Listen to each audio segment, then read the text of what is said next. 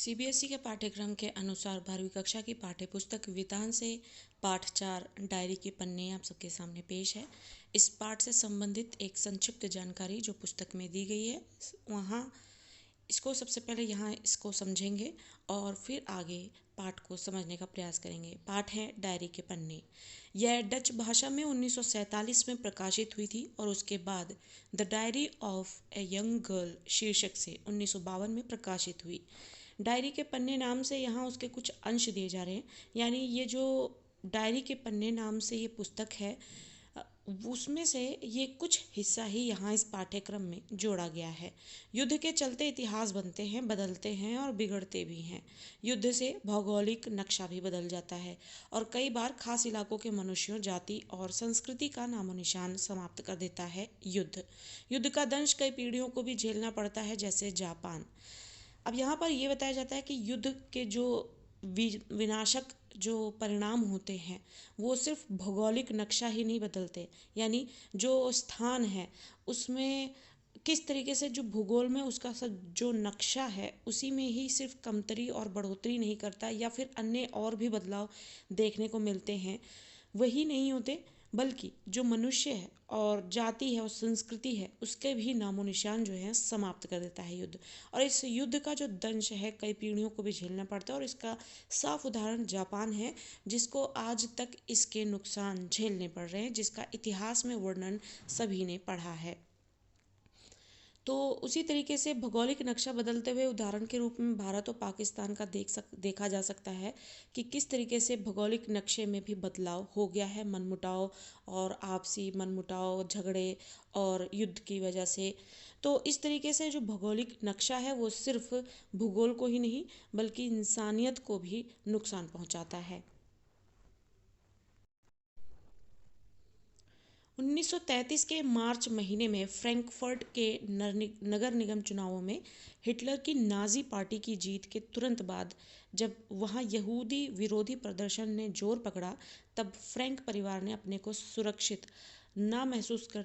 असुरक्षित महसूस करते हुए धीरे धीरे अपना बसेरा जो है वो नीदरलैंड्स के एम्स्टर्डम शहर में स्थानांतरित, यानी एक जगह से दूसरी जगह बस जाना, उसको स्थानांतरण कहते हैं, शहर में स्थानांतरित कर लिया। यानी कहने का अर्थ है कि मार्च महीने में फ्रैंकफर्ट के नगर निगम चुनाव हुए जिसमें हिटलर की नाजी पार्टी जीत गई और उसके बाद उस पार्टी के जीतने के बाद से वहाँ पर यहूदियों के विरोध में प्रदर्शन ने जोर पकड़ लिया, यानी यहूदियों के प्रति विरोध होने लगा और यहूदियों का जीना वहाँ पर मुश्किल हो गया और इस तरीके से यहूदियों को अपने जीवन को बचाने के लिए इधर उधर छुपते फिरना पड़ रहा था, जिसमें से फ्रैंक परिवार जो है वो भी अपने आप को असुरक्षित महसूस करने लग गया और उसने अपना बसेरा जो है वो नीदरलैंड में कर लिया।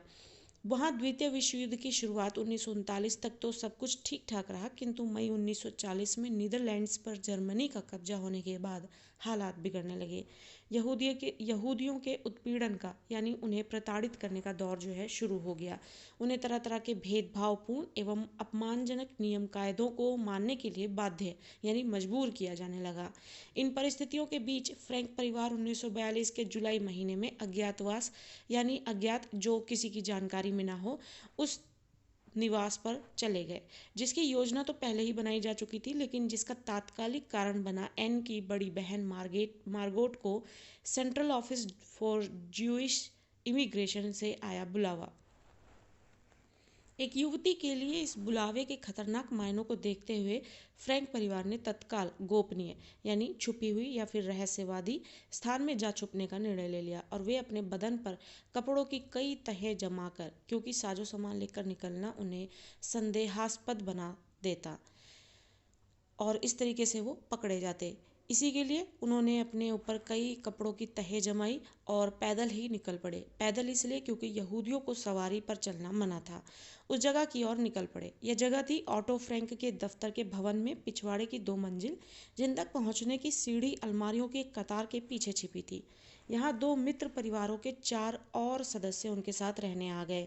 इन 8 अज्ञातवासियों को फ्रैंक साहब ने के ऑफिस में काम करने वाले ईसाई कर्मचारियों की भरपूर मदद मिली और वे 2 साल से कुछ ज़्यादा ही वक्त वहाँ पर काट ले गए।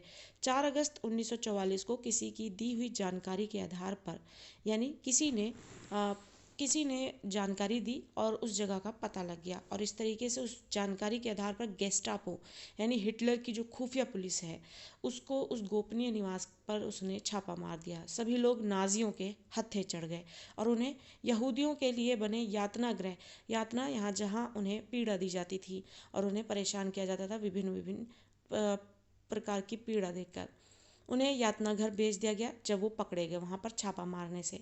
महायुद्ध में मित्र राष्ट्रों के हाथ जर्मनी की पराजय के बाद जब यातना गृहों में कैद यहूदियों को आज़ाद कराया गया अप्रैल 1945 में, तब फ्रैंक परिवार के सदस्यों में से सिर्फ पिता जीवित रह गए थे। नाजियों की सांप्रदायिक नस्ली घृणा की आग ने जिन लाखों निर्दोष यहूदियों की आहुति ली, उनमें अपनी माँ और बहन के साथ एन भी शामिल थी। यानी फ्रैंक परिवार में सिर्फ पिता जीवित रह गए थे और परिवार के सभी सदस्यों की मृत्यु हो चुकी थी। एन फ्रैंक की बहुचर्चित डायरी उन्हीं 2 सालों में की वो लिखी हुई थी जब वो अज्ञातवास में उन्होंने 2 साल काटे थे, और उसी अज्ञातवास में ही 2 साल में उन्होंने एनी फ्रैंक की जो एन फ्रैंक है उनकी डायरी लिखी जो गई थी, उसी का ही वर्णन जो है यहाँ उनमें से कुछ अंश देखने को मिलेगा। अपने 13वें जन्मदिन पर 12 जून 1942 पर जब उसे सफ़ेद और लाल कपड़े की जिल्द वाली नोटबुक दी गई, तभी उसने तय कर लिया था कि इस नोटबुक को वह अपनी डायरी बना लेगी। डायरी उसने उपहार में ही मिली एक गुड़िया किट्टी को संबोधित करके लिखनी शुरू की। यानी जब एन फ्रैंक ने डायरी लिखना शुरू किया तो उसने संबोधन जो है अपनी गुड़िया किटी को किया, जो वो भी उसने उसको उपहार में ही पाया था। यानी कहने का अर्थ है कि जिस तरीके से दो व्यक्ति आपस में बात कर रहे होते हैं, अपने विचार एक दूसरे को बता रहे होते हैं, तो सामने वाले को संबोधित करके बता रहा होता है, उसी तरीके से एन ने डायरी को अपनी किट्टी के यानी अपनी गुड़िया किट्टी के नाम से संबोधित करते उस डायरी को लिखा था।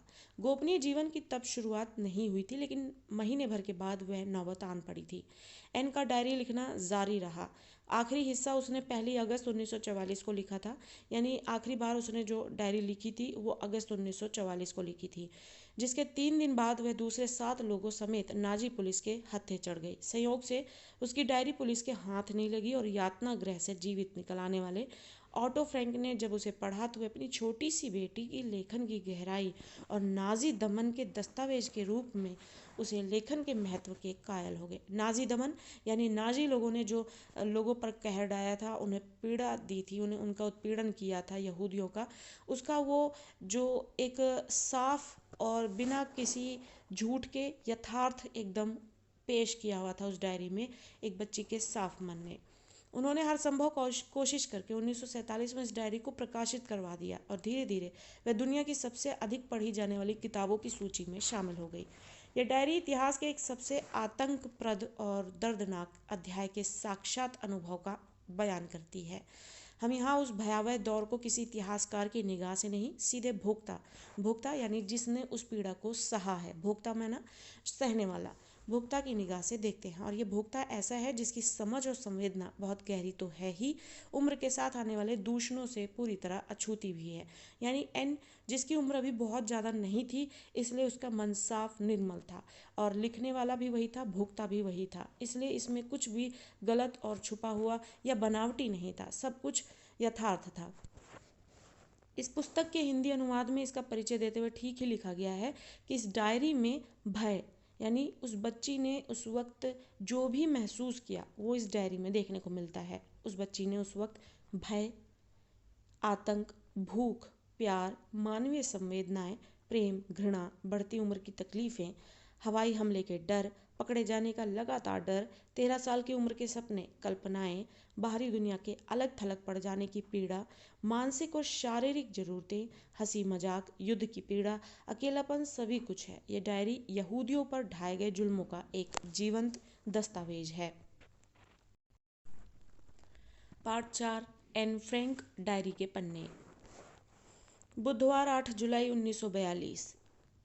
प्यारी किट्टी, जैसा कि हमने शुरुआत में ही पढ़ लिया है कि एन ने अपनी ये डायरी वो 2 साल के अज्ञातवास में ही लिखी हुई है और उसने अपनी प्यारी किट्टी गुड़िया, जो कि गुड़िया थी जो उसने उपहार में ही पाई थी, उसको ही संबोधित करते हुए लिखा है, जैसे कि वो किट्टी को ही ये सारी बातें बता रही हो जो उसने डायरी में लिखी है।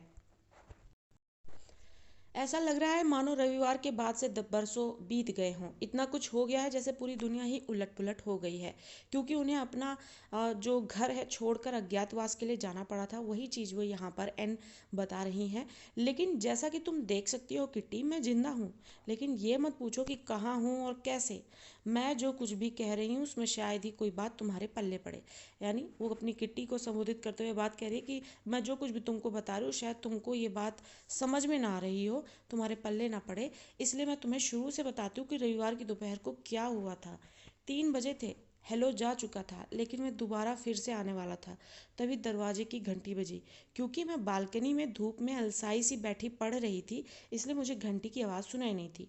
कुछ देर बाद रसोई के दरवाजे पर मार्गोट नजर आई। वह बहुत गुस्से में थी। पापा को ASS से बुलाए जाने का नोटिस मिला है। वह फुसफुसाई, माँ मिस्टर वान दान को देखने गई हुई हैं। मिस्टर वान दान पापा के बिजनेस पार्टनर हैं और उनके अच्छे दोस्त भी हैं। मैं अवाक रह गई थी, यानी मैं हैरान हैरान रह गई थी। बुलावा? हर कोई जानता था कि बुलावे का क्या मतलब होता है। यातना शिविरों के नज़ारे और वहाँ की कोठरियों के दृश्य मेरी आंखों के आगे तैर गए। हम अपने पापा को इस तरह की नियति के भरोसे कैसे छोड़ सकते थे? हम उन्हें हरगिज़ नहीं जाने देंगे। और मार्गोट ने उस वक्त कहा था कि जब वह ड्राइंग रूम में माँ की राह देख रही थी। माँ मिस्टर वांदान से पूछने गई हैं कि हम कल ही छुपने की जगह पर जा सकते हैं। वांदान परिवार भी हमारे साथ जा रहा है। हम लोग कुल मिलाकर 7 लोग होंगे। मौन, यानी शांति। हम आगे बात ही नहीं कर पाए। यह ख्याल कि पापा यहूदी अस्पताल में किसी को देखने गए हुए हैं, माँ के लिए इंतज़ार की लंबी घड़ियाँ, गर्मी, सस्पेंस, इन सारी चीज़ों ने हमारे शब्द ही हमसे छीन लिए थे।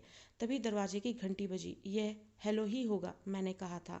और उस वक्त जब यहूदियों को उत्पीड़न के लिए एक तरीके से उनको बुलावा मिला था, तो घर के सभी लोग डर गए थे। और अपने किसी यहूदी को देखने के लिए जब एन फ्रैंक के पिता हॉस्पिटल गए थे, तो उनकी माँ जो है और घर के सभी सदस्य इतने ही डर गए थे कि उनके पास कोई भी शब्द नहीं रह गया था। दरवाज़ा मत खोलो, मार्गोट ने हैरान होते हुए मुझे रोका। लेकिन इसकी ज़रूरत नहीं थी, क्योंकि हमने नीचे से माँ और मिस्टर वानदान को हेलो से बात करते हुए सुन लिया था। तब दोनों ही भीतर आए और अपने पीछे दरवाज़ा बंद कर दिया। जब भी दरवाजे की घंटी बजती तो मुझे या मार्गोट को उचक कर नीचे देखना पड़ता कि क्या पापा आ गए हैं। हमने किसी और को भीतर नहीं आने दिया। मुझे और मार्गोट को बाहर भेज दिया गया था, क्योंकि वानदान माँ से अकेले में बात करना चाहते थे। जब मैं और मार्गोट बेडरूम में बैठे बात कर रहे थे, तो उसने मुझे बताया कि ये बुलावा पापा के लिए नहीं बल्कि खुद उसके लिए आया था। इस दूसरे सदमे से तो मैं चीखने लगी। मार्गोट 16 बरस की थी, यानी मार्गोट यानी एन की बहन, और ये बुलावा उसी के लिए आया था। और ये जानकर, असलियत जानकर, एन जो है वो डर से चीख पड़ी। तय है कि वे लोग इस उम्र की लड़कियों को उनके खुद के भरोसे यहाँ से भेजना चाहते हैं, लेकिन भगवान का शुक्र है वह नहीं जाएगी। माँ ने मुझसे यही कहा था। पापा जब मुझसे छिपने की जगह पर जाने की बात करे थे, तो उन्होंने भी शायद यही कहा होगा। अज्ञातवास, यानी ऐसी जगह जो कोई नहीं जानता हो। हम कहाँ जाकर छुपेंगे? शहर में, किसी घर में, किसी परछत्ती पर? कब, कहाँ, कैसे? ये ऐसे सवाल थे जो मैं पूछ नहीं सकती थी, लेकिन फिर भी ये सवाल मेरे दिमाग में कुलबुला रहे थे, यानी परेशान कर रहे थे। मार्गोट और मैंने अपनी बहुत ज़रूरी चीज़ें एक थैले में भरनी शुरू कर दी। मैंने सबसे पहले अपने थैले में ये डायरी ठूसी। इसके बाद मैंने कर्लर, रुमाल, स्कूली किताबें, एक कंघी और पुरानी चिट्ठियाँ थैले में डाली। मैं अज्ञातवास में जाने के ख्याल से इतनी अधिक आतंकित थी कि मैंने थैले में अजीबो गरीब चीज़ें भर डाली। फिर भी मुझे अफसोस नहीं है। स्मृतियाँ मेरे लिए पोशाकों की तुलना में ज़्यादा मायने रखती हैं। एन बोलती हैं कि जो उनके लिए यादें हैं, जो उनकी यादों से जुड़ी चीज़ें हैं, वो उनके पोशाक यानी उनके कपड़ों से ज़्यादा ज़रूरी थी। और अच्छा ही है कि अगर उन्होंने जल्दी जल्दी में और डर में ऐसी बहुत सारी चीज़ें, स्मृतियाँ जो उनसे यादें जुड़ी थी, वो चीज़ें ही रख ली थी। तब हमने मिस्टर क्लीमेन को फ़ोन किया कि क्या वे शाम को हमारे घर आ पाएंगे। मिस्टर वानदान चले गए ताकि मियप को ला सकें। मियप आई और वादा किया कि वे रात को एक बार फिर आएंगी। वे अपने साथ जूतों, ड्रेसों, जैकेटों, अंडरवियरों तथा स्टॉकिंग से भरा एक थैला लेकर गईं। इसके बाद हमारे फ्लैट में सन्नाटा छा गया। हमें से किसी की भी खाना खाने की इच्छा ही नहीं हुई। मौसम अभी भी गर्म था और सारी चीज़ें जैसे हमारे लिए अजनबी होती चली जा रही थीं। हमने अपने ऊपर वाला एक बड़ा कमरा 31 बरस के एक विधुर मिस्टर गोल्डस्मिथ को किराए पर दे रखा था। तय था कि उसे शाम कोई काम धंधा नहीं था। इसके बावजूद, हमारे कई इशारों के बावजूद, वह रात 10 बजे तक वहीं पर मंडराता रहा। मियप और जॉन गेज रात 11 बजे आए। मियप 1933 से पापा की कंपनी में काम कर रही थी और इसलिए पापा के करीबी दोस्त में भी थी। उनके पति जॉन भी पापा के अच्छे दोस्त थे। एक बार फिर जूते, स्टॉकिंग, अंडरवियर और किताबें मियप के गहरे बैग और जॉन की जेबों में गायब हो रही थी। 11:30 बजे वे खुद भी विदा लेकर चले गए। मैं बुरी तरह से थक गई थी। फिर भी एक बात मैं अच्छी तरह जानती थी कि यह रात मेरे अपने बिस्तर में मेरी आखिरी रात है। मैं जैसे घोड़े बेच कर सोई। मेरी नींद अगली सुबह 5:30 बजे मार्गोट के जगाने पर ही खुली। किस्मत से ये सुबह रविवार की तरह गर्म नहीं थी। दिन भर गर्म बरसात की फुहारें पड़ती रहीं। हम चारों ने अपने बदन पर इतने ज़्यादा कपड़े ले लिए थे मानो हम रात फ्रिज में गुजारने वाले हों। वजह सिर्फ इतनी सी थी कि हम अपने साथ ज़्यादा से ज़्यादा कपड़े ले जाना चाहते थे। हम जिस स्थिति में थे उसमें कोई यहूदी व्यक्ति कपड़ों से भरा सूटकेस ले जाने के बारे में सोच भी नहीं सकता था। मैंने 2 बनियानें, 3 पैंटें, एक ड्रेस और उसके ऊपर एक स्कर्ट, एक जैकेट, एक बरसाती, 2 जोड़ी स्टॉकिंग्स, भारी जूते, एक कैप, एक स्कार्फ और इसके अलावा, इन सब के अलावा भी बहुत कुछ और पहन रखा था। घर से निकलने से पहले ही मेरा दम घुटने लगा था, लेकिन किसी को भी परवाह नहीं थी कि मुझसे पूछे, एन कैसा लग रहा है तुम्हें। मार्गोट ने अपने थैले में स्कूल की किताबें ठूस ली थी और वह अपनी साइकिल लेने चली गई थी और फिर वह मियप की निगरानी में अज्ञात जगह के लिए रवाना हो गई। कुछ भी रहा हो, मेरे लिए तो वह अनजान जगह ही थी, क्योंकि मुझे अभी भी पता नहीं था कि हम कहाँ जाने वाले हैं। 7:30 बजे हमने भी अपने पीछे दरवाज़ा बंद किया। मूर्तजे की एकमात्र ऐसी जीवित प्राणी थी मूर्तजे ही एकमात्र ऐसी जीवित प्राणी थी जिसे मुझे गुड बाय कहना था। हमने गोल्डस्मिथ के लिए जो नोट छोड़ा उसके अनुसार बिल्ली को पड़ोसियों के हाथ छोड़ा जाना था। वे ही अब उसकी देखभाल करने वाले थे। खाली बिस्तरे, मेज पर बिखरा नाश्ते का सामान, रसोई में बिल्ली के लिए सेर भर मीट, ये सारी चीज़ें यही दर्शाती हैं कि हम बहुत ही हड़बड़ी में छोड़ छाड़ कर गए हैं। लेकिन इम्प्रेशन छोड़कर जाने में हमारी कोई दिलचस्पी नहीं थी। हम तो किसी भी तरह वहाँ से निकल जाना चाहते थे और कहीं सुरक्षित स्थान पर पहुँच जाना चाहते थे और कोई बात मायने नहीं रखती थी। बाकी कल। तुम्हारी एन। गुरुवार 9 जुलाई 1942। प्यारी किट्टी। और इस तरीके से इस पहली डायरी में, जो पहली बार डायरी लिखी थी एन ने, उसमें यही पता लगता है कि किस तरीके से वे स्वयं को असुरक्षित जब महसूस करने लगते हैं तो उन्होंने अपने आप को सुरक्षा में रखने के लिए एक अज्ञातवास के लिए निकल पड़े थे और किस तरीके से उन्होंने अपने आप को अपने घर से अपने आप को अलग किया था और किस तरीके से एन ने इतनी छोटी सी उम्र में इतनी डरावनी चीज़ों को महसूस किया, अपने आप को असुरक्षित महसूस किया और इस तरीके से अपने मन की बातों को उसने एक डायरी पर लिख डाली। गुरुवार 9 जुलाई 1942। प्यारी किट्टी। तो आखिर हम चल पड़े। मम्मी, पापा और मैं तेज बरसात में भीगते हुए आए। हम तीनों के कंधों पर बड़े बड़े थैले और शॉपिंग बैग थे जो अलम गलम चीज़ों से ऊपर तक ठूंस ठूंस कर भरे हुए थे। सुबह सुबह काम पर जाने वाले लोग हमें बड़ी बेचारगी भरी निगाहों से देख रहे थे। आप उन्हें देखते ही बता सकते थे कि वे आपके लिए अफसोस कर रहे थे कि वे हमें किसी तरह का वाहन उपलब्ध नहीं करा सकते थे। हमारे सीने पर चमकता पीला सितारा सारी दास्तान खुद ही कह देता था। जब हम गली में पहुंच गए तभी मम्मी पापा ने धीरे धीरे बताना शुरू किया कि उनकी योजना क्या थी। पिछले कई महीनों के दौरान हम थोड़ा थोड़ा करके जितना भी हो सका फर्नीचर और कपड़े लत्ते फ्लैट से बाहर ले जाते रहे थे। यह तय कर लिया था कि हम लोग 16 जुलाई को अज्ञातवास में चले जाएंगे। अचानक मार्गोट के लिए बुलावा आ जाने के कारण योजना को 10 दिन आगे खिसकाना पड़ा था। इसका मतलब यही था कि हमें कम तैयार किए गए कमरों में ही गुजारा करना होगा।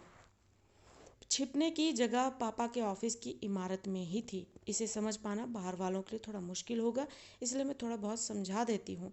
पापा के ऑफिस में काम करने वाले लोग बहुत ज़्यादा नहीं थे। बस मिस्टर कुगलर, मिस्टर क्लीमेन मियप और 23 बरस की टाइपिस्ट जिसका नाम बेप वॉस्क्विल था, उन सबको हमारे आने के बारे में खबर नहीं थी। उन सबको हमारे आने के बारे में खबर कर दी गई थी। मिस्टर वॉस्क्विल बेब के पिता 2 और सहायकों के साथ गोदाम में काम करते थे। उन्हें कुछ भी नहीं बताया गया था और इस तरीके से उन्होंने बताया कि जब वो अज्ञातवास के लिए बाहर निकल पड़ते हैं और बाहर के लोग उन्हें इस तरीके की निगाहों से देखते थे जैसे उनको उन पर तरस आता है। और ये सारी चीज़ों की पहचान उनको इस बात से हो जा रही थी क्योंकि यहूदियों को मजबूर किया गया था कि उन्हें एक पीला सितारा पहनना है ताकि उनकी पहचान की जा सके, वो भी आसानी से। और वही पीला सितारा देखकर उन पर जो लोग नज़र उन पर जा रही थी उनको तरस की नज़र से देख रहे थे कि वो किसी भी तरह से उनकी मदद नहीं कर सकते। इमारत के बारे में थोड़ा सा और बता दूं, तल मंजिल पर बना बड़ा सा गोदाम काम करने की जगह और भंडार घर के रूप में इस्तेमाल होता है।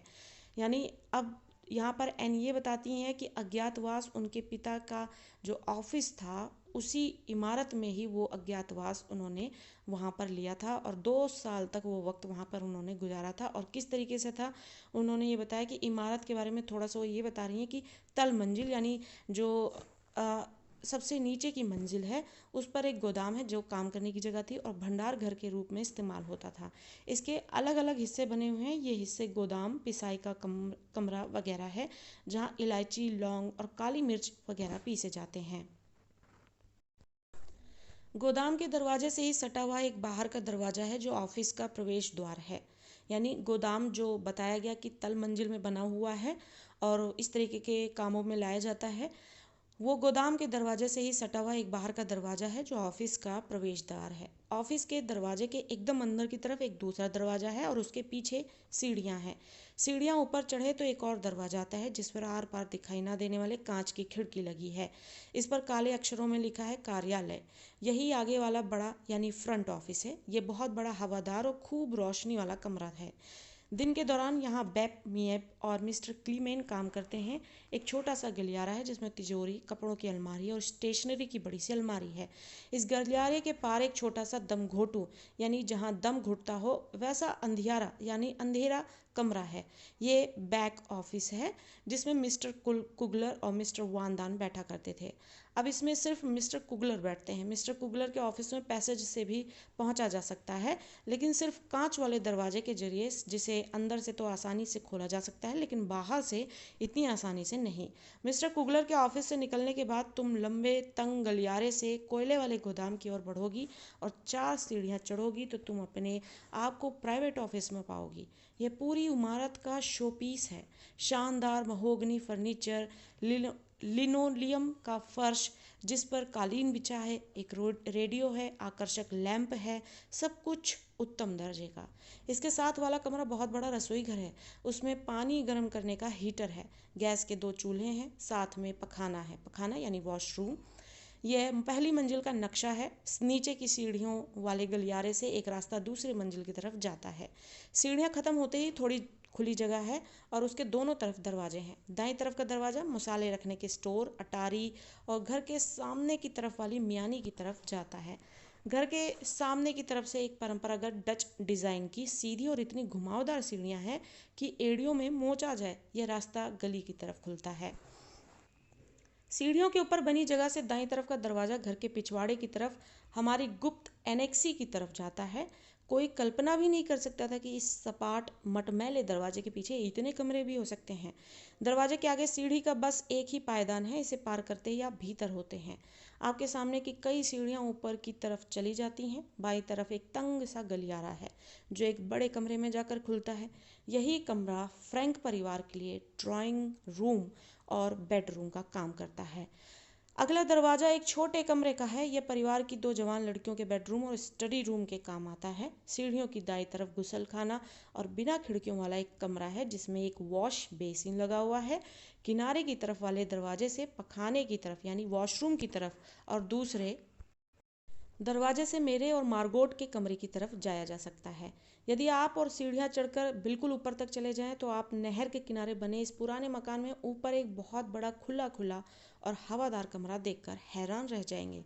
इसमें एक गैस का चूल्हा है और एक सिंक है। भगवान का शुक्र है कि यह मिस्टर कुलगर की प्रयोगशाला के काम आता था, इसलिए यहाँ पर एक गैस का चूल्हा और एक सिंक था। यह मिस्टर और मिसेस वानदान का बेडरूम और रसोई घर होगा। इसे कॉमन कमरे, डाइनिंग रूम और हम सब के लिए स्टडी के लिए भी इस्तेमाल किया जा सकेगा। एक छोटा सा कमरा पीटर वानदान के लिए बेडरूम का काम करेगा और फिर जैसी इमारत के सामने की तरफ है वैसे ही अटारी और मियानी यहाँ भी है। तो यह रहा हमारा नया गरीब खाना। लो, मैंने तुम्हें पूरी इमारत की सैर भी करवा दी। और इस तरीके से एन फ्रैंक ने अपने रहने की वो नई जगह जिसे अज्ञातवास कहा गया, वो भी उसका परिचय इतने बेहतरीन तरीके से एक एक कमरे और एक एक कोने की जानकारी देते हुए किया। तुम्हारी एन। शुक्रवार 10 जुलाई 1942। मेरी प्यारी किट्टी, मैंने घर के लंबे चौड़े बखान के साथ हो सकता है तुम्हें बोर कर दिया हो, लेकिन मैं अभी भी यही सोचती हूँ कि तुम जानो हम कहाँ आ पहुँचे हैं। मैं यहाँ कैसे आ पहुँची हूँ इसके बारे में तुम्हें मेरे आगे के पत्रों में पता चलेगा, लेकिन पहले मैं अपना किस्सा जारी रखूँगी। मैंने अभी तक अपनी बात पूरी नहीं की है। 263 प्रिंसेन ग्रास्ट में हमारे पहुंचने पर मेयप तुरंत हमें लंबे गलियारे से सीढ़ियों से ऊपर दूसरी मंजिल पर और फिर एनेक्सी में ले आई। उसने हमें अकेला छोड़ा और हमारे पीछे दरवाज़ा बंद कर दिया। मार्गोट अपनी साइकिल पर पहले ही आ चुकी थी और हमारी राह देख रही थी। हमारी बैठक और दूसरे कमरे सामान से ठुसे पड़े थे। कहीं तिल रखने की जगह नहीं थी। तिल रखने की जगह, धरने की जगह मतलब कि इतनी ज़्यादा भीड़ थी, इतना सामान था कि छोटी सी चीज़ भी और रखने की जगह नहीं रह गई थी। पिछले महीने में जो कार्डबोर्ड के बक्से ऑफिस में भेजे गए थे चारों तरफ फर्श पर बिस्तरों पर फैले पड़े थे। छोटा कमरा फर्श से छत तक कपड़ों से अटा पड़ा था।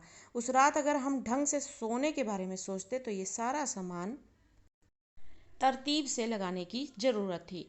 हमें सफाई का काम तुरंत शुरू कर देना था। माँ और मार्गोट की तो हाथ हिलाने की भी हिम्मत नहीं थी। वे बिना चादरों वाली गद्दियों पर ही पसर गईं, थकी, बेहाल और पस्त। लेकिन पापा और मैंने सफाई का मोर्चा संभाला और तुरंत जुट गए। हम सारा दिन पैकिंग खोलते रहे, अलमारियां भरते रहे, कीलें ठोकते रहे और तमाम सामान ठिकाने से लगाते रहे। आखिर थक कर चूर हो गए और साफ बिस्तरों पर ढह गए। हमने पूरे दिन में एक बार भी गर्म खाना नहीं खाया था, लेकिन परवाह किसे थी। माँ और मार्गोट की थकान के मारे मारे बुरी हालत थी और पापा और मुझे फुर्सत नहीं थी।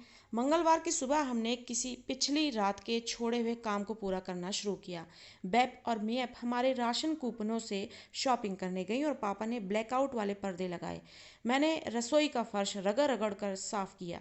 सवेरे से रात तक हम लगातार काम में जुटे रहे। बुधवार तक तो मुझे ये सोचने की फुर्सत ही नहीं मिली कि मेरी ज़िंदगी में कितना बड़ा परिवर्तन आ चुका है।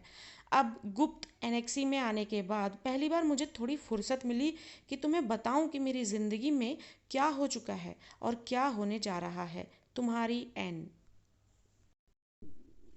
शनिवार 28 नवंबर 1942। मेरी प्यारी किट्टी, हम इन दिनों बिजली का बहुत ज़्यादा इस्तेमाल करते रहे हैं और अपने राशन से ज़्यादा खर्च कर चुके हैं। नतीजा ये होगा कि और अधिक किफ़ायत और हो सकता है। बिजली भी कट जाए, एक पखवाड़े के लिए कोई बिजली नहीं, कितना मज़ेदार ख्याल है ना, नहीं क्या? लेकिन कौन जानता है यह अरसा इससे कम भी हो सकता है। बहुत अंधेरा हो जाता है 4 साढ़े 4 बजते ही। हम तब पढ़ नहीं सकते, इसलिए हम उस वक्त ऊल जुलूल हरकतें करके गुजारते हैं। हम पहेलियाँ बुझाते हैं, अंधेरे में व्यायाम करते हैं, अंग्रेजी या फ्रेंच बोलते हैं और किताबों की समीक्षा करते हैं। हम कुछ भी करें थोड़ी देर बाद बोर लगने लगता है। कल मैंने वक्त गुजारने का एक नया तरीका खोज निकाला। दूरबीन लगाकर पड़ोसियों के रोशनी वाले कमरों में झांकना, और ये एक नया काम मेरे लिए आ गया है। दिन के वक्त हमारे पर्दे हटाए नहीं जा सकते, 1 इंच भर भी नहीं, लेकिन जब अंधेरा हो तो पर्दे हटाने में कोई हर्ज नहीं होता। और यहाँ पे एन फ्रैंक जब ये बताती है कि दिन के वक्त हम पर्दे नहीं हटा सकते क्योंकि रोशनी के टाइम में अगर किसी ने भी गलती से भी पहचान लिया कि यहाँ पर यहूदी जो है वो रहते हैं तो उनके लिए खतरा हो सकता था। इस वजह से वो पर्दे नहीं हटा सकते थे और उन्होंने पहले ही बताया है कि यहाँ पर आते ही उन्होंने ब्लैकआउट करने वाले पर्दे लगवा लिए थे। मुझे पता नहीं था कि हमारे पड़ोस में इतने दिलचस्प लोग रहते हैं। खैर, हमारे पड़ोसी हैं। मैंने जो पड़ोसी देखे उनमें से एक परिवार डिनर कर रहा था, एक परिवार फिल्म बना रहा था, तो सामने वाले घर में एक दंत चिकित्सक यानी दांत देखने वाला डॉक्टर एक डरी हुई बुढ़िया से जूझ रहा था। मिस्टर डसेल, जिनके बारे में कहा गया था कि उनके बच्चों के साथ बहुत पढ़ती है और वे उन्हें खूब प्यार करते हैं, दरअसल बाबा आदम के ज़माने के अनुशासन मास्टर हैं और लंबे लंबे भाषण देने लगते हैं जिन्हें सुनकर ही नींद आने लगे। क्योंकि मुझे अकेली को ही यह सुख मिला हुआ है कि मैं उनके साथ महाराज डसेल के साथ यह लंबोतरा संकरा कमरा शेयर करती हूँ, और क्योंकि मुझे ही हम 3 बच्चों में आमतौर पर खरदिमाग और तुनक मिजाज समझा जाता है, मेरे पास यही एक उपाय बचता है कि उनकी वही पुरानी डांट फटकार और भाषणों की लंबी लंबी उबाऊ श्रृंखला की तरफ कान न धरूं, न सुनने का नाटक करती करती रहूं। और ये बात तो खैर मैं फिर भी सहन कर लेती, लेकिन मिस्टर डसेल अच्छे खासे चुगलखोर भी हैं। तो इस तरीके से परिस्थितियों से जूझ रही हैं एन फ्रैंक, और वो बोर होती हैं, पर्दे नहीं हटा सकती, अपने पड़ोसियों को देख रही हैं किस तरीके से उनके साथ जिनको कमरा शेयर करने को मिला है वो किस तरीके से बोल बोल कर परेशान करते हैं, और वो उनको अनसुना करती हैं। इस तरीके से वो अपनी दिनचर्या को अपनी किट्टी के साथ अपनी डायरी के माध्यम से शेयर करती हैं। और क्योंकि वे चुगलखोर थे, इसलिए वे जाकर इन सारी बातों की रिपोर्ट जो है मम्मी को दे आते हैं। अगर मिस्टर डसेल ने मुझे कोई उपदेश पिलाया होता है तो उसे दोबारा से मुझे मम्मी से सुनना पड़ता है, और मम्मी तो कोई लिहाज भी नहीं करती मेरा। और अगर मेरी किस्मत वाकई अच्छी होती है तो मिसेज वान मुझे 5 मिनट बाद बुलावा भेज देती हैं। सचमुच मीन मेख निकालने वाले परिवार में आप केंद्र में हो और सारा दिन आपको हर तरफ से धुतकारा फटकारा जाए, ये सब झेलना आसान काम नहीं होता। रात को जब मैं बिस्तर पर होती हूँ तो अपने पापों और बढ़ा चढ़ाकर बताई गई अपनी खामियों के बारे में सोचती हूँ, तो वे इतनी ज़्यादा होती हैं कि अपने मूड के हिसाब से या तो मैं उस पर हंस सकती हूँ या फिर रो ही सकती हूँ। तब मैं इस अजीब से ख्याल के साथ सो जाती हूँ कि मैं जो कुछ हूँ उससे अलग होना चाहती हूँ, या मैं उससे अलग तरीके से व्यवहार करना चाहती हूँ, जो मैं हूँ या जो मैं होना चाहती हूँ। मेरी प्यारी किट्टी, अब मैं तुम्हें कितना उलझा रही हूँ, लेकिन मैं चीज़ें एक बार लिख कर उन्हें काटना पसंद नहीं करती, और इस कमी वाले वक्त में कागज को मोड़ तोड़कर रद्दी की टोकरी में डाल देना बिल्कुल मना है।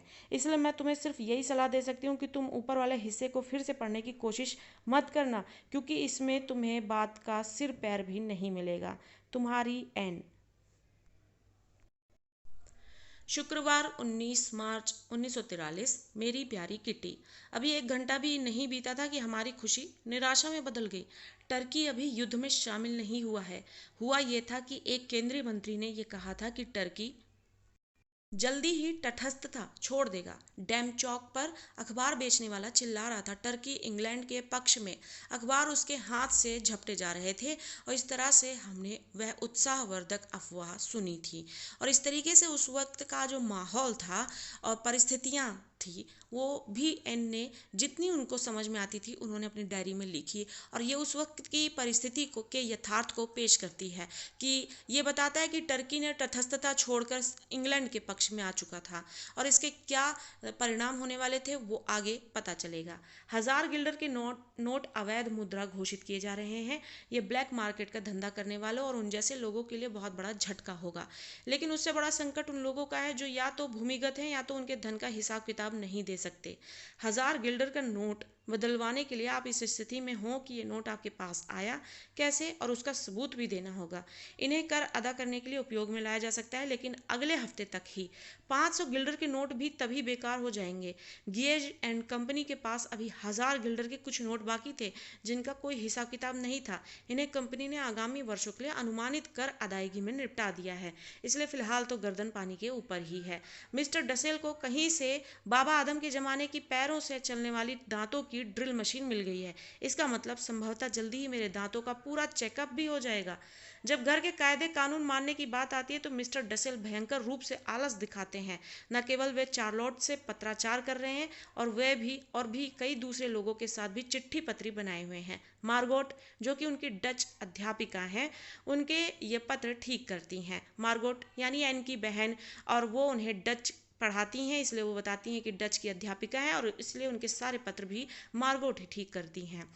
पापा ने उन्हें मना किया कि वे ये सब कारोबार बंद करें, और मार्गोट ने उनके पत्र ठीक करने बंद कर दिए हैं, लेकिन मुझे लगता है वे अपनी चिट्ठी पत्री फिर से शुरू कर देंगे। जनाब हिटलर घायल सैनिकों से बातचीत कर रहे हैं, हमने उन्हें रेडियो पर सुना। सचमुच यह सब कुछ करुणाजनक था, यानी दुख दे रहा था, परेशान कर रहा था। सवालों जवाबों का सिलसिला इस तरह से चल रहा था। मेरा नाम हेनरिक शापेल है। आप कहाँ जख्मी हुए थे? स्नालिन ग्राद के पास। किस किस्म का घाव है ये? दोनों पाँव बर्फ की वजह से गल गए हैं और बाएं बाजू में हड्डी टूट गई है। ये बातें जस की तस दे रही हूँ जो मैंने रेडियो पर कठपुतलियों के खेल की तरह सुनी है। घायल सैनिक जैसे अपने जख्मों को दिखाते हुए गर्व महसूस कर रहे थे। जितने ज्यादा घाव उतने ज्यादा गर्व। उनमें से एक तो हिटलर से हाथ मिलाने के ख्याल से ही इतना उत्साहित हुआ जा रहा था। मेरे ख्याल से तो अभी भी वह उसी उत्साह में होगा कि वह एक शब्द भी नहीं बोल पाया। मुझसे डसेल साहब का साबुन जमीन पर गिर गया था। मेरी किस्मत खराब थी कि मेरा पैर उस पर पड़ गया। अब पूरा साबुन ही गायब है। मैंने पापा से कहा है कि मिस्टर डसेल की इसकी भरपाई कर दें। उनको हर महीने युद्ध के समय के घटिया साबुन की एक ही बट्टी मिलती है। तुम्हारी एन। शुक्रवार 23 जनवरी 1944। मेरी प्यारी किट्टी, इधर के सप्ताहों में मुझे परिवार के वंश वृक्षों और राजसी परिवारों की वंशावली तालिकाओं में खासी रुचि हो गई है। मैं इस नतीजे पर पहुंचूं कि एक बार तुम खोजना शुरू कर दो तो तुम्हें अतीत में गहरे और गहरे उतरना पड़ेगा। इस खोज से तुम्हारे हाथ और भी रोचक जानकारियां मिलेंगी लगेंगी। और इस तरीके से एन को एक नई चीज़ मिल गई है जिसमें वो अपने आप को व्यस्त रखने लगी हैं। और इस तरीके से गहरी से गहरी जानकारी लेने के लिए सप्ताह भर से परिवार के वंश वृक्षों और राजसी परिवार की जो वंशावली तालिकाएं हैं उस पर खास अपनी रुचि दिखा रही हैं। हालांकि जब मेरे स्कूल के काम की बात आती है तो मैं बहुत मेहनत करती हूँ और रेडियो पर बीबीसी की होम सर्विस को समझ सकती हूँ। इसके बावजूद मैं अपने ज़्यादातर रविवार अपने प्रिय फिल्मी कलाकारों की तस्वीरें अलग करने और देखने में गुजारती हूँ। यह संग्रह अच्छा खासा हो चुका है। मिस्टर कुगलर मुझ पर हर सोमवार कुछ ज़्यादा ही मेहरबान होते हैं और मेरे लिए सिनेमा एंड थिएटर पत्रिका की प्रति लेते आते हैं। इस घर परिवार के लोग भी जो जरा भी दुनियादार नहीं हैं इसे पैसों की बर्बादी मानते हैं, लेकिन इस बात पर हैरान भी होते हैं कि कैसे मैं एक साल के बाद भी किसी फिल्म के सभी कलाकारों के नाम ऊपर से नीचे तक सही सही बता सकती हूँ। बेप जो अक्सर छुट्टी के दिन अपने बॉयफ्रेंड के साथ फिल्म देखने जाती हैं शनिवार को ही मुझे बता देती हैं कि वे कौन सी फिल्म देखने जा रही हैं। तो मैं फिल्म के मुख्य नायकों और नायिकाओं के नाम तथा समीक्षाएं फर्राटे से बोलना शुरू कर देती हूँ। हाल ही में मम्मी ने फिक्रा कसा कि मुझे बाद में फिल्में देखने जाने की जरूरत ही नहीं पड़ेगी क्योंकि मुझे सारी फिल्मों की कहानियां, नायकों के नाम तथा समीक्षाएं ज़बानी याद हैं। और इस तरीके से उनकी मम्मी उन्हें ये कहती हैं कि जिस तरीके से तुम फिल्मों में रुचि रखती हो, नायक नायिकाओं के नाम याद रखती हो, तुम्हें बाद में फिल्में देखने की जरूरत ही नहीं पड़ेगी जब तुम्हें चीज़ें इतनी याद रहेंगी। जब भी मैं नए केश सज्जा बनाकर बाहर आती हूँ यानी बालों में नए डिज़ाइंस बनाती हैं तो मैं सबके चेहरों पर उग आई असहमति साफ साफ पढ़ सकती हूँ। यानी लोगों को पसंद नहीं आता और यह भी बता सकती हूँ कि कोई ना कोई जरूर टोक देगा कि मैं फलां फिल्म स्टार की नकल कर रही हूँ। मेरा यह जवाब कि ये स्टाइल मेरा खुद का आविष्कार है मजाक के रूप में ले लिया जाता है। जहाँ तक मेरे हेयर स्टाइल का सवाल है, ये आधे घंटे से ज़्यादा नहीं टिका रहता। तब तक मैं उससे बोर हो चुकी होती हूँ और उस सबकी टिप्पणियाँ सुनते सुनते मेरे कान भी पकने लगते हैं। मैं सीधे गुसल खाने की तरफ लपकती हूँ और मेरे बाल फिर से पहले की तरह उलझे हुए घुंघराले हो जाते हैं। तुम्हारी एन। बुधवार 28 जनवरी 1944। मेरी प्यारी किटी, आज सुबह मैं सोच रही थी कि क्या तुमने अपने आप को कभी गाय समझा है जिसे हर दिन मेरी बासी खबरें बार बार चबानी पड़ती हैं। इनकी इतनी अधिक जुगाली कि तुम्हें उबासी आ जाए और तुम मन ही मन कामना करो कि एन कुछ नए समाचार दे। अब वो यहाँ डायरी लिखते हुए अपनी किट्टी से बात करती हैं, कहती हैं कि मेरी किट्टी ये सोचती होगी कि मेरे को गाय की तरह रोज एक ही बासी खबर जो है दे दी जाती है जिसे मुझे ज़बरदस्ती जुगाली करते रहने पड़ते हैं लंबे समय तक और वो इंतज़ार करिए कि कुछ नया बताएं। सॉरी, तुम्हें ये नाली के सड़ते पानी की तरह नीरस लगता होगा, लेकिन ज़रा मेरी हालत की कल्पना करो जिसे रोज़ यही सुनना पड़ता है। अगर खाने के वक्त बातचीत राजनीति या अच्छे खाने के बारे में नहीं हो रही होती तो मम्मी या मिसेज वांदान अपने बचपन की उन कहानियों को लेकर बैठ जाती हैं जो हम हजार बार सुन चुके हैं। या फिर डसेल शुरू हो जाते हैं। खूबसूरत रेस के घोड़े, उनकी चार्लोट का महंगा वार्डरोब, लीक करती नावें, 4 बरस की उम्र में तैर सकने वाले बच्चे, दर्द करती मांसपेशियां और डरे हुए मरीज। ये सब किससे। इन सारी बातों का निचोड़ ये है कि जब भी हम 8 में से कोई भी अपना मुंह खोलता है बाकी 7 उसके लिए कहानी पूरी कर सकते हैं। किसी भी लतीफ़े को सुनने से पहले ही हमें उसकी पंच लाइन पता होती है। नतीजा यह नतीजा ये होता है कि लतीफ़ा सुनाने वाले को अकेले हंसना पड़ता है। लतीफ़ा यानी चुटकुले, जोक। तो लतीफ़ा सुनाने वाला जो है वो अकेला ही हंसता रहता है। अलग अलग ग्वाले, राशन वाले, कसाई जो घरों की इन दो भूतपूर्व मालकिनों के संपर्क में आए, इतनी बार उनके चरित्र चित्रण हो चुके हैं कि हमारी कल्पना शक्ति में उनमें जोड़ने के लिए कुछ भी नहीं बचा। एनेक्सी की यह हालत है कि यहाँ नया या ताज़ा सुनने सुनाने को कुछ भी नहीं बचा है। और इस तरीके से एन जो है इस बात से परेशान है कि घर के लोग किस तरीके से एक ही बात को रोज़ रिपीट करते हैं, वही बातें करते हैं जिसे सुनकर हर एक लाइन उनको भी याद हो चुकी है और उन्हें बिल्कुल भी रुचि नहीं लगी उसे सुनने में। और उन्हें मजबूरन यही चीज़ें भी डायरी में लिखकर अपनी किटी को बतानी पड़ रही है, रोज़ की बासी खबर। फिर भी इन सारी चीज़ों में ताज़ा सुनने सुनाने के लिए कुछ भी नहीं बचा है। लोगों को नमक मिर्च लगाकर वह सब कुछ दोहराने की आदत ना होती तो मिस्टर क्लीमेन, जॉन, मियाँ पहले ही बता चुके होते हैं। कई बार मैं मेज के नीचे अपने आप को खुद चिकोटी काट कर रोके रहती हूँ कि कहीं किसी को टोक ना दूँ। यानी वो स्वयं को अपने आप को इतना काबू करके रखती हैं कि वो इस चीज़ से ऊब कर या परेशान होकर किसी को कुछ बोल ना दे। छोटे बच्चे खासकर एन कभी भी किसी बड़े को टोकने, सही लाइन पर लाने की हिमाकत ना करे, भले ही उनकी गाड़ी पटरी से उतरी जा रही हो या उनकी कल्पना शक्ति का दिवाला पिट चुका हो। जॉन और मिस्टर क्लीमेन को अज्ञातवास में छुपे या भूमिगत हो गए लोगों के बारे में बात करना अच्छा लगता है। वे जानते हैं कि हम अपने जैसी हालत में जी रहे लोगों की बातें जानने के इच्छुक हैं। हमें उन सब की तकलीफ़ों से हमदर्दी है जो गिरफ्तार हो गए हैं, और उन लोगों की खुशी में हमारी खुशी है जो कैद से आज़ाद कर दिए गए हैं। भूमिगत होना और अज्ञातवास में चले जाना तो आम बात हो गई है। हाँ, कई प्रतिरोधी दल भी हैं जैसे फ्री नीदरलैंड्स जो नकली पहचान पत्र बनाते हैं, अज्ञातवास में छुपे लोगों को वित्तीय सहायता देते हैं, युवा ईसाइयों के लिए काम तलाशते हैं। कितनी हैरानी की बात है कि ये लोग अपनी जान जोखिम में डालकर दूसरों की मदद के लिए कितना काम कर रहे हैं। इसका सबसे बढ़िया उदाहरण हमारी मदद करने वालों का है जो हमारी आज तक मदद करते आए हैं, और उम्मीद तो यही है कि हमें सुरक्षित किनारे तक ले जाएंगे। इसका कारण यह है कि अगर वे ऐसा नहीं करते तो उनकी किस्मत भी हमारे जैसी ही हो जाएगी। उन्होंने कभी नहीं कहा कि हम उनके लिए मुसीबत हैं। वे रोजाना ऊपर आते हैं, पुरुषों से कारोबार और राजनीति की बात करते हैं, महिलाओं से खाने और युद्ध के समय की मुश्किलों की बात करते हैं, बच्चों से किताबों और अखबारों की बात करते हैं। वे हमेशा खुशदिल दिखने की कोशिश करते हैं, जन्मदिनों और दूसरे मौक़ों पर फूल और उपहार लाते हैं, हमेशा हर संभव मदद करते हैं। हमें ये बात कभी भी नहीं भूलनी चाहिए। ऐसे में जब दूसरे लोग जर्मनों के खिलाफ युद्ध में बहादुरी दिखा रहे, हमारे मददगार रोजाना अपनी बेहतरीन भावनाओं और प्यार से हमारा दिल जीत रहे हैं। अजीब गरीब कहानियां चल रही हैं, उनमें काफ़ी सच भी हैं।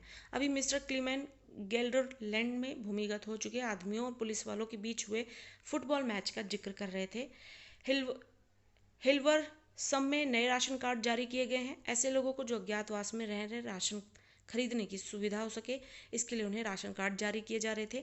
अगर राशन कार्ड ना हो तो एक कार्ड के लिए 60 गिल्डर देने पड़ते हैं। जिले में अज्ञातवास में रह रहे सभी लोगों से रजिस्ट्रार ने आग्रह किया है कि वह फला दिन एक अलग मेज पर आकर अपने कार्ड ले जाएं। इस सब के साथ यह भी ख्याल रखना पड़ता है कि इस तरह की चालाकियों की जर्मनों को हवा भी ना लगे। तुम्हारी एन। और इस तरीके से एन ने यह बताया कि लोगों के लिए मदद तो की जा रही है जो अज्ञातवास में है या भूमिगत हो चुके हैं, लेकिन साथ ही इसका भी ख्याल रखना पड़ रहा है कि कहीं जर्मनों को इन बात की हवा भी ना लग जाए। अगर उनको इस बात का पता भी लग गया कि कौन कौन लोग कहाँ कहाँ अज्ञातवास में हैं और भूमिगत हैं और उनको इस तरीके की मदद दी जा रही है, तो उन पर उत्पीड़न का जो कहर ढाया जाएगा वो सोचा भी नहीं जा सकता। बुधवार 29 मार्च 1944। मेरी प्यारी किटी। कैबिनेट मंत्री मिस्टर बॉल्केस्टीन ने लंदन से डच प्रसारण में कहा है कि युद्ध के बाद युद्ध का वर्णन करने वाली डायरियों और पत्रों का संग्रह किया जाएगा, और फिर हर कोई मेरी डायरी पर झपट पड़ा। सोचो ये कितना दिलचस्प होगा जब मैं इस गुप्त एनेक्सी के बारे में छपवाऊंगी। उसका शीर्षक ही ऐसा होगा कि लोग इसे एक जासूसी कहानी समझेंगे। मैं सही बता रही हूँ, युद्ध के 10 साल बाद लोग इससे कितना चकित होंगे कि जब उन्हें पता चलेगा कि हम लोग कैसे रहते थे, हम क्या खाते थे, और यहूदियों के रूप में अज्ञातवास में हम क्या क्या बातें करते थे। हालांकि मैं तुम्हें इस जीवन के बारे में काफ़ी कुछ बता चुकी हूँ, फिर भी तुम अभी भी थोड़ा सा ही जान पाई हो। हवाई हमले के दौरान औरतें कैसी डर जाती हैं।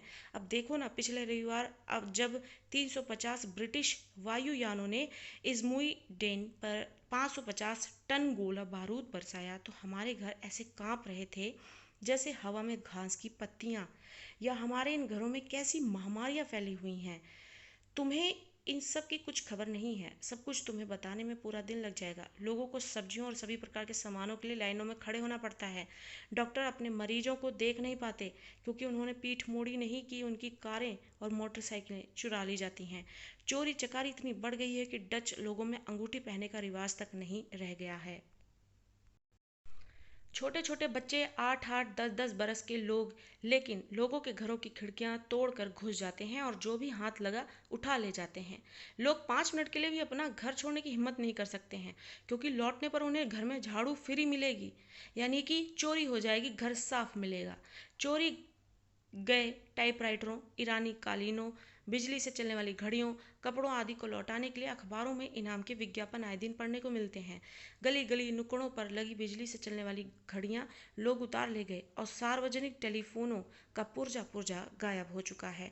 डचों की नैतिकता अच्छी नहीं है। सब भूखे हैं। नकली कॉपी को छोड़ दो तो एक हफ्ते का राशन 2 दिन भी नहीं चल पाता। अभी और क्या देखना बाकी है। पुरुषों को जर्मनी भेजा जा रहा है। बच्चे बीमार हैं या फिर भूख से बेहाल हैं।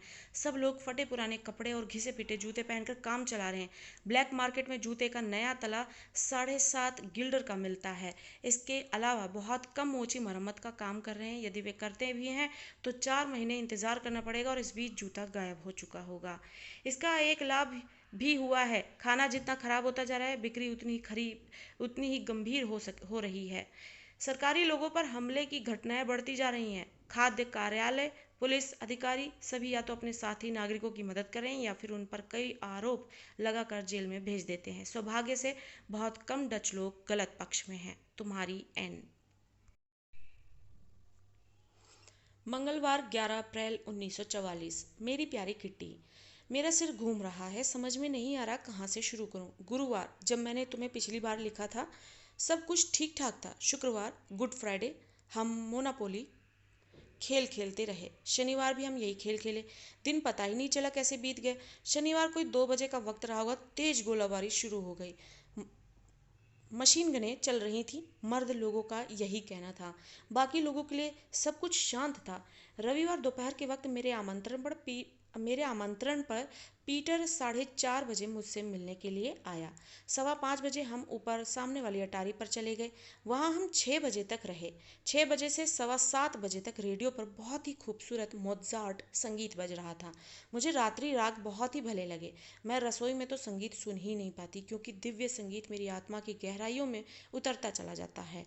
रविवार के दिन पीटर स्नान नहीं कर पाया था। नहाने का टब नीचे ऑफिस में गंदे कपड़ों से भरा हुआ रखा था। हम दोनों ऊपर अटारी का पर एक साथ गए। हम दोनों आराम से बैठ सके, इसलिए मुझे जो भी कुशन सामने नजर आया मैं ऊपर लेती गई। हम एक पेटी पर बैठ गए। अब हुआ यह कि एक तो वह पेटी बहुत छोटी थी और दूसरे कुशन भी छोटा सा ही था। हम दोनों एक दूसरे से बहुत सट कर बैठे हुए थे। सहारा लेने के लिए हमारे पीछे 2 पेटियां और भी थीं। पेटियां ही थी ही। मोस्ची हमें कंपनी देने के लिए हमारे साथ थी ही। अचानक 8:45 बजे मिस्टर वानदान ने सीटी बजाई और पूछा कि कहीं हम मिस्टर डसेल का कुशन तो नहीं ले आए हैं। हम कूदे और कुशन लेकर सीधे नीचे आ गए। बिल्ली और मिस्टर वानदान हमारे साथ थे। यह कुशन ही सारे झगड़े की जड़ था। डसेल इसलिए खफा थे कि मैं वो तकिया उठा लाई थी जिसे वे कुशन की तरह इस्तेमाल करते थे। उन्हें डर था कि उनके तकिए पर पिस्सू चिपक जाएंगे। उन्होंने सारे घर को सिर पर उठा रखा था क्योंकि हम उनका कुशन उठा लाए थे। बदला लेने की नीयत से पीटर और मैंने उनके बिस्तर में 2 कड़े ब्रुश घुसेड़ दिए, लेकिन जब मिस्टर डसेल ने यह तय किया कि जाकर अपने कमरे में बैठेंगे तो हमें ये ब्रुश निकाल लेने पड़े। इस छोटे से प्रहसन यानी हंसी मजाक या व्यंग्य कह सकते हैं, हंसी मजाक करना, इस छोटे से प्रहसन पर हम हंसते हंसते लोटपोट हो गए। लेकिन हमारा हंसी मजाक जल्दी ही खत्म हो गया। 9:30 बजे पीटर ने हौले से यानी धीरे से दरवाज़ा खटखटाया और पापा से कहा कि वे जरा ऊपर आएं। उसे अंग्रेजी के एक कठिन वाक्य में दिक्कत आ रही है।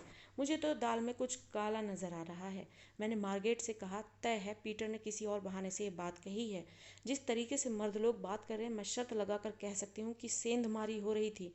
सेंधमारी यानी चुपचाप चोरी से कहीं पर जो है कहीं पर जाना। तो चोरी से एक तरीके से चुपचाप कुछ भी बिना किसी की जानकारी में अवैध रूप से जाना। पिताजी मिस्टर वानदान और पीटर लपक कर नीचे पहुंच गए। मार्गोट, माँ, मिसेज वानदान और मैं ऊपर इंतजार करते रहे। चार डरी सहमी औरतें बातें ही तो कर सकती हैं जब तक हमने नीचे जोर का एक धमाका नहीं सुना। हम बातों में लगी रहीं। इसके बाद का मामला है। मेरा सोचना सही था। उसी वक्त गोदाम में सब कुछ शांत हो गया। घड़ी ने 9:45 बजाए। हमारे चेहरों का रंग उड़ चुका था। उसके बावजूद कि हम डरे हुए थे, हम शांत बने रहे। आदमी लोग कहाँ थे? ये धमाके की आवाज़ कैसी थी? क्या वे लोग सेंधमारों के साथ लड़ रहे थे? हम डर के मारे सोच भी नहीं पा रहे थे। हम सिर्फ इंतज़ार ही कर सकते थे। 10 बजे सीढ़ियों पर कदमों की आवाज़ें आईं। पापा का चेहरा पीला पड़ चुका था। वे नर्वस थे। पहले वे भीतर आए। उनके पीछे मिस्टर वानदान, बत्तियां बंद कर दो, दबे पांव ऊपर वाली मंजिल पर चले जाओ, पुलिस के आने की आशंका है। अब डरने का वक्त भी नहीं बचा था। बत्तियां बुझा दी गई थी। मैंने फटाफट एक जैकेट उठाई और हम ऊपर जाकर बैठ गए। हमें कुछ भी बताने वाला कोई भी नहीं था। मर्द लोग वापस नीचे जा चुके थे। वे चारों 10:10 तक वापस ही नहीं आए। दो लोग पीटर की खुली खिड़की में से निगाह रखे हुए थे। सीढ़ियों के बीच वाले दरवाजे पर ताला जड़ दिया गया था। बुक केस बंद कर दिया गया था। हमने रात को जलाई जाने वाली बत्ती पर एक स्वेटर डाल दिया। तब उन्होंने हमें सब कुछ बताया कि क्या हुआ था। पीटर अभी सीढ़ियों पर ही था जब उसने जोर के 2 धमाके सुने। वह नीचे गया तो देखता क्या है कि गोदाम के दरवाजे में से बाईं तरफ का आधा फट्टा गायब है। वह लपक कर ऊपर आया और होम गार्ड्स को चौकन्ना किया। वे चारों लपके लपके नीचे गए। जब वे गोदाम में पहुंचे तो सेंधमार अपने धंधे में लगे हुए थे। बिना सोचे समझे मिस्टर वानदान चिल्लाए, पुलिस! बाहर भागने की आवाजें आई। सेंधमार भाग चुके थे। फट्टे को दोबारा उसकी जगह पर लगाया गया ताकि पुलिस को इस गैप का पता न चल सके। लेकिन अभी एक पल भी नहीं बीता था कि फट्टा फिर वापस नीचे गिरा दिएगा। पुरुष लोग सेंधमारों की ढिठाई पर हैरान थे। मिस्टर वानदान और पीटर गुस्से के मारे थरथराने लगे। मिस्टर वानदान ने दरवाजे पर कुल्हाड़ी का एक जोरदार प्रहार किया। उसके बाद सब कुछ शांत हो गया। एक बार फिर फट्टे को उसकी जगह पर जमाया गया और एक बार फिर उनका यह प्रयास निष्फल कर दिया गया। बाहर की तरफ से एक आदमी और एक औरत टॉर्च की रोशनी फेंकते दिखाई दिए। क्या मुसीबत है? उन आदमियों में से एक भुनभुनाया। लेकिन अब संकट यह था कि उनकी भूमिकाएं बदल चुकी थी। अब वे पुलिस के बजाय सेंधमारों वाली हालत में आ गए थे। चारों लपक कर ऊपर आए। डसेल और मिस्टर वानदान ने डसेल साहब की किताबें उठाई। पीटर ने दरवाजा खोला, रसोई तथा प्राइवेट ऑफिस की खिड़कियां खोली, फोन को नीचे फर्श पर पटका और आखिरकार चारों बुक केस के पीछे पहुंचने में सफल हो ही गए। तुम्हारी एन। मंगलवार 13 जून 1944। मेरी प्यारी किट्टी, मेरा एक और जन्मदिन गुजर गया है। इस हिसाब से मैं 15 बरस की हो गई हूँ। मुझे काफ़ी सारे उपहार मिले हैं। स्प्रिंगर की 5 खंडों वाली कलात्मक इतिहास पुस्तक, चड्डियों का एक सेट, 2 बेल्टें, एक रुमाल, दही के 2 कटोरे, जैम की शीशी, शहद वाले 2 छोटे बिस्किट, मम्मी पापा की तरफ से वनस्पति विज्ञान की एक किताब, मार्गोट की तरफ से सोने का एक ब्रेसलेट, वानदान परिवार की तरफ से स्टिकर एल्बम, डेसेल की तरफ से बायो माल्ट और मीठे मटर, मेयब की तरफ से मिठाई, बेब की तरफ से मिठाई और लिखने के लिए कॉपियाँ, और सबसे बड़ी बात मिस्टर कुगलर की तरफ से मारिया तेरेसा नाम की किताब तथा क्रीम से भरे चीज़ के 3 स्लाइस। पीटर ने पियोनी फूलों का खूबसूरत गुलदस्ता दिया। बेचारे को ये उपहार जुटाने में ही अच्छी खासी मेहनत करनी पड़ी, लेकिन वह कुछ और जुटा भी नहीं पाया। बेहद खराब मौसम, लगातार बारिश, हवाएं और उफान पर समुद्र के बावजूद हमले शानदार तरीके से जारी हैं। यानी कह इतना मौसम खराब होने के बावजूद भी हमले जो हैं बराबर हो रहे थे। कल चर्चिल, स्मट्स, आइजनहावर तथा आर्मोल्ड उन फ्रांसीसी गांवों में गए जिन पर ब्रिटिश सैनिकों ने पहले कब्जा कर लिया था और बाद में मुक्त कर दिया। चर्चिल एक टॉर्पीडो नाव में थे। इससे तटों पर गोलाबारी की जाती है। बहुत से लोगों की तरह चर्चिल को भी पता नहीं है डर किस चिड़िया का नाम है। जन्मजात बहादुर। यहाँ हमारी एनेक्सी की किलेबंदी से डच लोगों के मूड की थाह पाना बहुत मुश्किल है। यानी जिस बिल्डिंग में अपने पिता के ऑफिस में अब अपना अज्ञातवास बना चुके और रह रहे एन के परिवार वाले, उस एनेक्सी पर भी किलेबंदी से जो है अब डच लोगों के मूड की थाह पाना बहुत मुश्किल हो रहा था। इस बात में कोई शक नहीं कि लोग बाग बैठे ठाले भी खुश रह लेते हैं। ब्रिटिश सैनिकों ने आखिर अपनी कमर कस ही ली है और अपने मकसद को पूरा करने के लिए निकल पड़े हैं। जो लोग ये दावे करते फिर रहे हैं कि वे ब्रिटिश द्वारा कब्जा किए जाने के पक्ष में नहीं है, नहीं जानते कि वे कितनी गलती पर हैं। उनके तर्क का कारण इतना भर है, ब्रिटिश को लड़ते रहना चाहिए, संघर्ष करना चाहिए और हॉलैंड को आज़ाद कराने के लिए अपने शूरवीर सैनिकों की शहादत के लिए आगे आना चाहिए। यानी किलेबंदी और जो लगातार जो गोलेबारी है और जिस तरीके से प्रहार करने की कोशिशें की जा रही हैं कि यहूदियों को पकड़ा जाए जो अज्ञातवास में हैं, जो अपने आप को भूमिगत कर चुके हैं, उनको पकड़ने के प्रयास में अभी भी जो है वहाँ की सरकार लगी हुई है।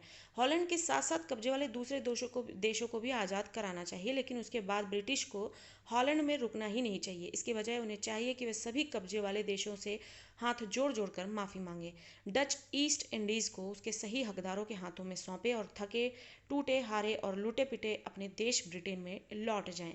मूर्खों की ही कहीं कोई कमी नहीं है। इसके बावजूद जैसा कि मैंने कहा, कुछ एक समझदार डच लोगों की भी कमी नहीं है।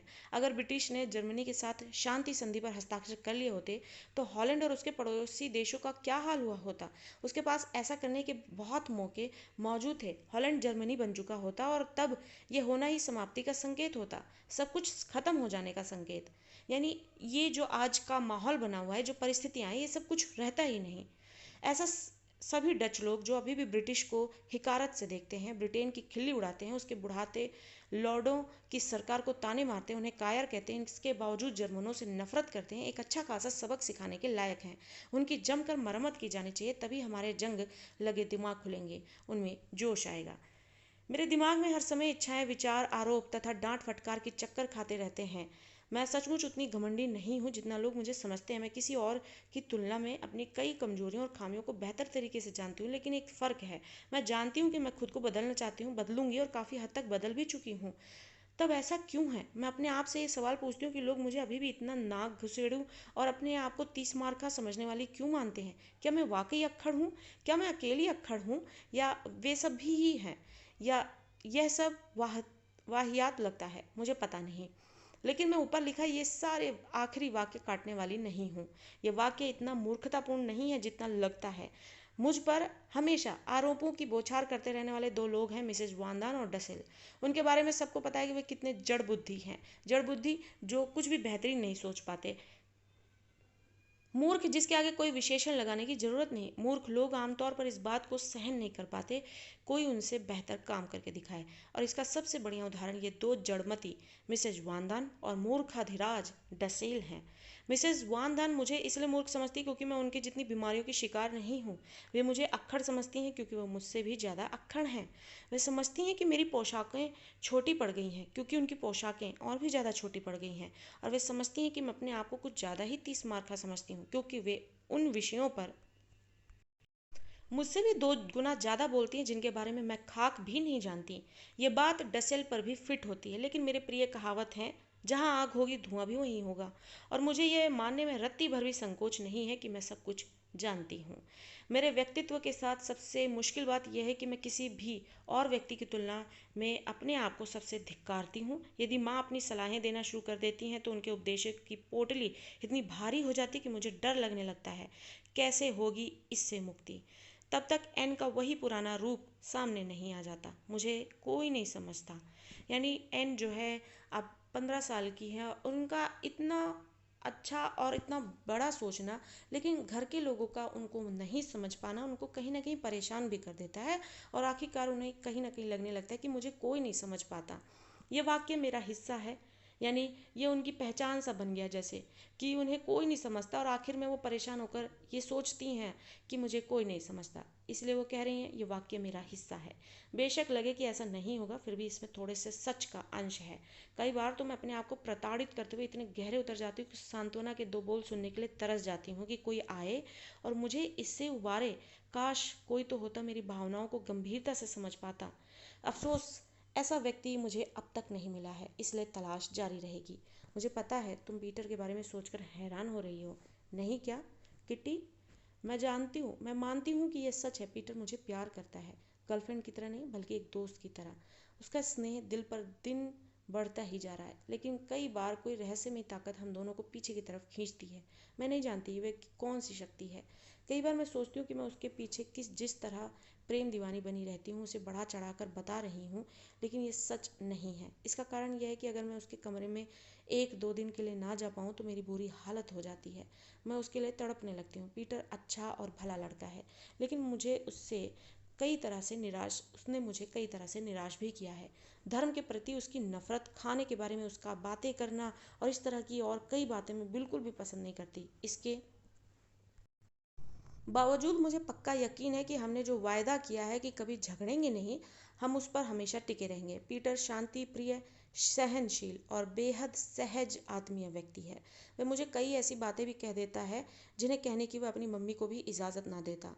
वह दृढ़ निश्चयी होकर इस मुहिम पर जुटा हुआ है कि वह अपने पर लगे हुए सभी इल्ज़ामों को, अपने आप को पाक साफ करे और अपने कामकाज में सलीका लाए। इसके बावजूद वह अपने भीतरी स्व को मुझसे छुपाता क्यों है और मुझे कभी भी इस बात की अनुमति नहीं देता कि मैं उसमें झांकूं। निश्चय ही वह मेरी तुलना में ज़्यादा घुन्ना है, लेकिन मैं अनुभव से जानती हूँ। हालांकि मुझ पर लगातार ये आरोप लगाया जाता है कि जो कुछ भी जानना चाहिए वह मैं थ्योरी में जानती हूँ, व्यवहार में नहीं। कि कई बार ऐसे घुन्ने लोग भी, जिनसे संवाद कर पाना बहुत मुश्किल होता है, अपनी बात किसी से कह पाने की उत्कट चाह लिए होते हैं और इस तरीके से वो चाहती हैं कि पीटर उससे खुलकर बात करे और इसलिए उसको घुन्ना कहती हैं, जो अपनी मन को, अपनी बातों को अपने तक ही रखता है और उसको सामने वाले को इजाज़त भी नहीं देता कि वो उसमें झांक सके और उसको जान सके। पीटर और मैंने दोनों ने अपने चिंतनशील बरस एनेक्सी में ही बिताए हैं। यानी जब उनकी ऐसी उम्र हुई कि वो ज़्यादा सोचने समझने लायक हुए, तो वो उनका वही अज्ञातवास का 2 वर्ष का वक्त था एनेक्सी में। हम अक्सर भविष्य, वर्तमान और अतीत की बातें करते हैं, लेकिन जैसा कि तुम्हें बता चुकी हूँ, मैं असली चीज़ की कमी महसूस करती हूँ और जानती हूँ कि वह मौजूद है। क्या इसका कारण यह है कि मैं अरसे से बाहर नहीं निकली हूँ और प्रकृति के लिए पागल हुई जा रही हूँ? मैं उस वक्त को याद करती हूँ जब नीला आसमान, पक्षियों की चहचहाने की आवाज़, चांदनी और खिलती कलियाँ, इन चीज़ों ने मुझे कभी भी अपने जादू से बांधा ना होता। मेरे यहाँ आने के बाद चीज़ें बदल गई हैं। उदाहरण के लिए छुट्टियों के दौरान की बात है। बेहद गर्मी थी। मैं रात के 11:30 बजे तक ज़बरदस्ती आंखें खोले बैठी रही ताकि मैं अपने अकेले के बूते पर अच्छी तरह चांद को देख सकूं। अफसोस, मेरी सारी मेहनत बेकार गई। चांद इतनी ज़्यादा थी कि खिड़की खोलने का जोखिम नहीं लिया जा सकता था। कई महीने बाद एक और मौका ऐसा आया था। उस रात मैं ऊपर वाली मंजिल पर थी। खिड़की खुली हुई थी। तब तक खिड़की बंद करने का वक्त नहीं हो गया। मैं वहीं बैठी रही। ये गहरी सांवली बरसात की रात थी। तेज हवाएं चल रही थी। बादलों के बीच लुका छिपी चल रही थी। इस सारे नज़ारे ने मुझे मंत्रमुग्ध कर दिया था। पिछले 1.5 बरस में ये पहली बार हो रहा था कि मैं आमने सामने रात से साक्षात्कार कर रही थी, यानी आमना सामना कर रही थी, उन्हें देख रही थी। उस शाम के बाद प्रकृति से साक्षात करने की मेरी चाह लगातार बढ़ती गई थी। यानी कि जिस दिन से वो अज्ञातवास में रहने लगे थे, वो बाहर के नज़ारों को भूल गए थे। आसमान, चिड़िया, प्रकृति, ये सब देखना उनको मुश्किल हो गया था।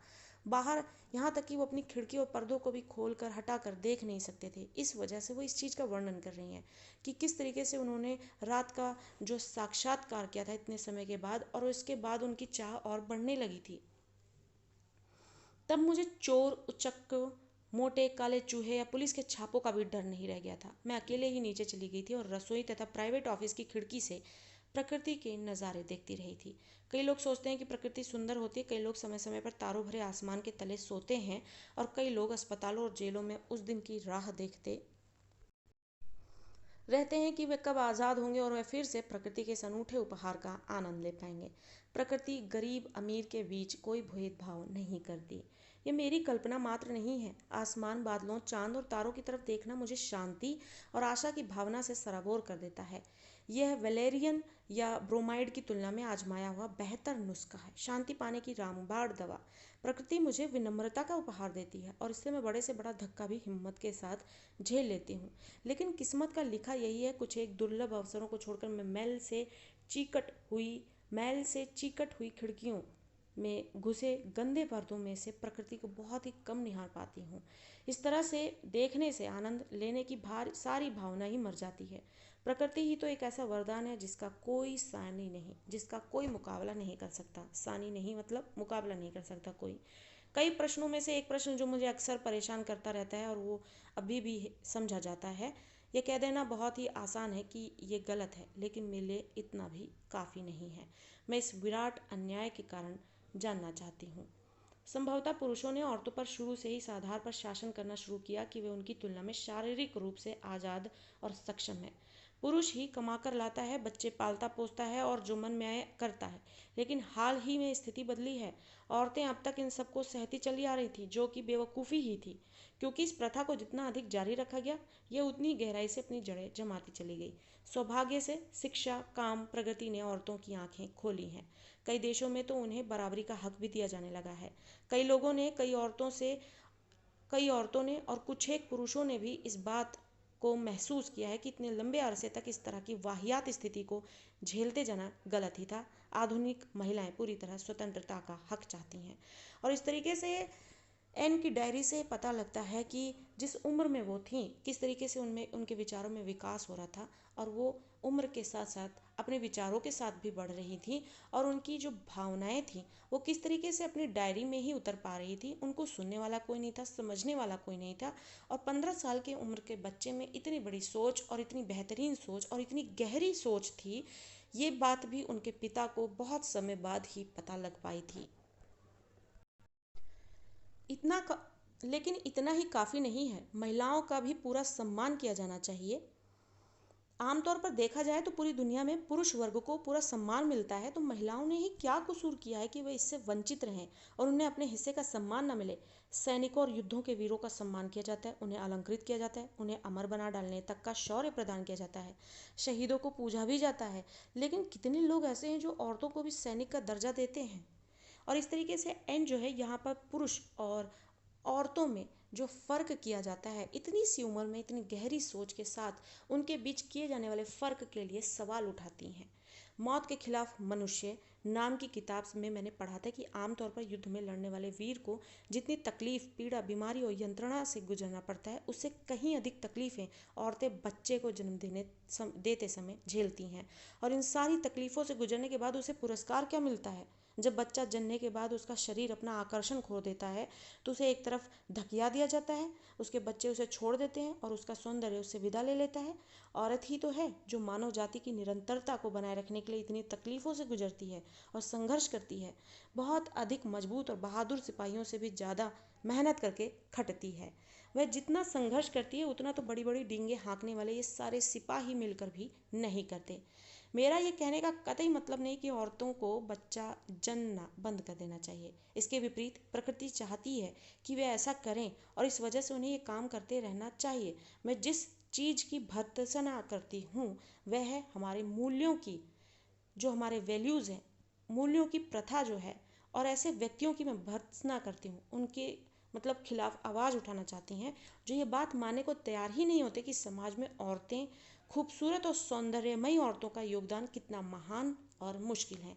और इस तरीके से एन, एक छोटी बच्ची, अपने गहरे विचारों के साथ समाज में फैली ये कुरीति और भेदभाव जो पुरुष और औरतों के बीच किया जाता है, उसको उदाहरणों के माध्यम से बतलाती हैं कि ये करना कितना गलत है।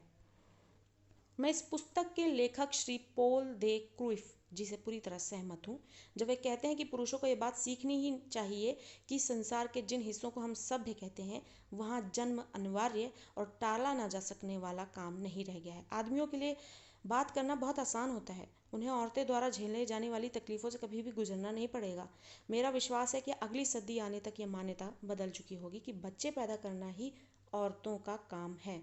औरतें ज़्यादा सम्मान और सराहना की हकदार बनेंगी। वे सब औरतें जो एक उफ भी किए बिना, ये लंबे चौड़े बखानों के बिना ये तकलीफ़ें सहती हैं। और इस तरीके से एन जो है इस चीज़ की उम्मीद रखती है कि आने वाले समय में औरतों की इज्जत होगी, उन्हें उनका वो सम्मान मिलेगा, वो सराहना मिलेगी जिसकी वो हकदार हैं। और जिसको जो सम्मान और हकदार पाने की, वो हकदार होने के बावजूद भी उन्हें वो नहीं मिल रहा है, शायद आने वाले समय में, आगे वाले समय में उन्हें ये सब चीज़ों से नवाजा जाएगा। तुम्हारी एन एम फ्रैंक।